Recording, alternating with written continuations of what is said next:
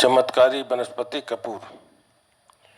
मोम की तरह कोमल, मिश्री की भांति सफेद, सुगंध में प्रिय और तीव्र मणियों का सामूहिक लेकर पतली परत में जमा हुआ, लगभग सभी जाति धर्मों में पूजा पाठ, मंगल कार्य, आरती हवन आदि में प्रयुक्त होने वाला कपूर नामक पदार्थ सर्वत्र उपलब्ध रहता है।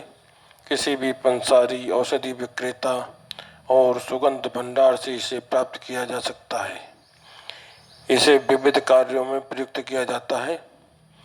बक्स में कपड़ों के साथ, आरती में दीपक पर, दवाओं में पीड़ा और विष निवारक घटक के रूप में, तंत्र मंत्र आदि में एक पवित्र उपादान के रूप में कपूर का प्रयोग हम आए दिन करते रहते हैं। इसकी सुगंध तीव्रगामी, तीखी, ठंडी, मादक, चेतनाकारी और प्रदूषण नाशक होती है। अपने अद्भुत गुणों के बावजूद ये पदार्थ सस्ता और सुलभ होता है। किसी भी छोटे बड़े बनिए की दुकान से इसे खरीद सकते हैं। कपूर के विभिन्न तांत्रिक प्रयोग। तंत्र साधना में सात्विक कार्यों के लिए कपूर को महत्वपूर्ण स्थान प्राप्त है। विभिन्न प्रकार के लेप और तिलक तैयार करने में इसका प्रयोग होता है। आरती दीप में भी ये बहुत शुभ और प्रभावशाली माना जाता है। प्रयोग भेद से इसको ज्वरादि रोगों के निवारण हेतु औषधीय घटक के रूप में प्रयुक्त किया जाता है। यहाँ कुछ विशिष्ट तांत्रिक क्रियाओं में उसकी उपयोगिता का प्रभाव देखते हैं। धन वृद्धि के लिए श्री यंत्र, हत्ता जोड़ी, दक्षिणावर्ती शंख, दत्त यंत्र, जम्बुकी, श्रीफल, एकाक्षी, नारियल आदि की साधना में कपूर भी अर्पित करें। उसमें युक्त तांत्रिक वस्तुओं की प्रभावशीलता बढ़ जाती है। मस्तक पीड़ा में कपूर को सूंघते रहें। किसी तेल या गोघृत में घिसकर माथे पर लगाएं, पीड़ा शांत हो जाएगी।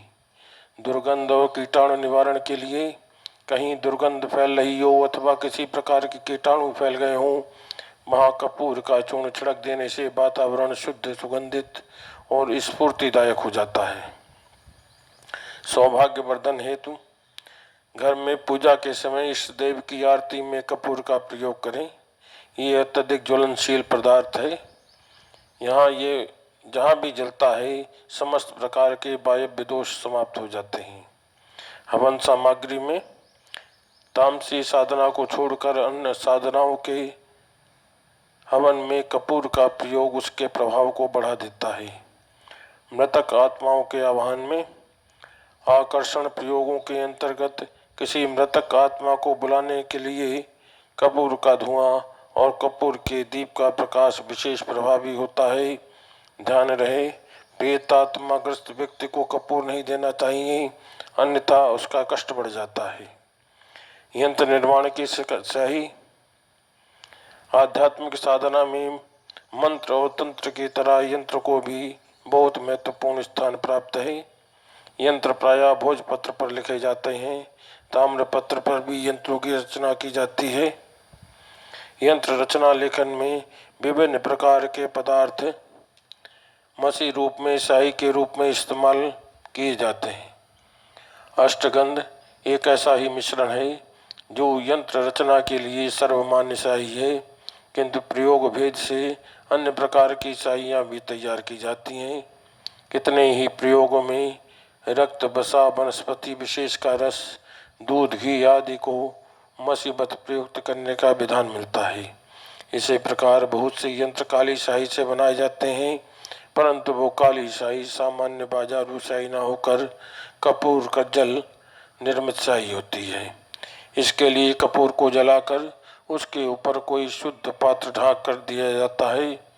उत्तम होगा कि नीचे कटोरी में या मिट्टी की नई दियाली में कपूर का टुकड़ा रखें, उसे जला दें और कपूर से कोई मिट्टी की ही नई कटोरियाँ ढा दें। चांदी या धातु की कटोरी भी पीतल की नहीं हो सकती। इस तरह कपूर की भी लौ का धुआं ऊपर वाली कटोरी में जम जाएगा। बाद में उसे निकालकर साफ कागज की पुड़िया में रख लें। ये कागज विभिन्न प्रकार के यंत्रों की रचना लेखन में काम आता है। शनि यंत्र तथा यक्षिणी भैरवी आदि की साधना में इस काजल को वरीयता दी जाती है।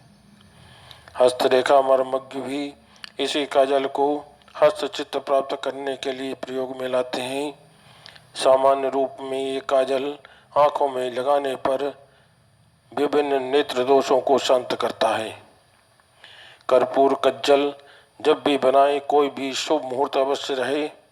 रवि पुख योग, गुरु पुख योग, दीपावली की रात्रि, विजयादशमी जैसे योग इस कार्य के लिए उपयुक्त होते हैं।